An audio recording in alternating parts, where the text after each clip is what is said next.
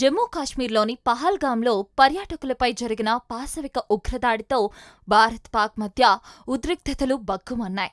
ఈ ఉగ్రదాడిని ఇప్పటికే అమెరికా అధ్యక్షుడు ట్రంప్ ఖండించిన సంగతి తెలిసిందే. తాజాగా దీనిపై అమెరికా విదేశాంగ శాఖ స్పందించింది. ఈ ఉద్రిక్తతలకు ఇరు దేశాలు బాధ్యతాయుతమైన పరిష్కారం తీసుకురావాలని అగ్రరాజ్యం పేర్కొంది. ఇది చాలా క్లిష్టమైన పరిస్థితి. భారత్ పాక్ మధ్య నెలకొన్న పరిణామాలను మేం నిశితంగా గమనిస్తున్నాం. పరిస్థితి చక్కదిద్దేలా బాధ్యతాయుతమైన పరిష్కారం కోసం ఇరు దేశాలు కలిసి పనిచేయాలని మేం ప్రోత్సహిస్తున్నాం అని అమెరికా విదేశాంగ శాఖ అధికార ప్రతినిధి ఓ ప్రకటనలో వెల్లడించారు.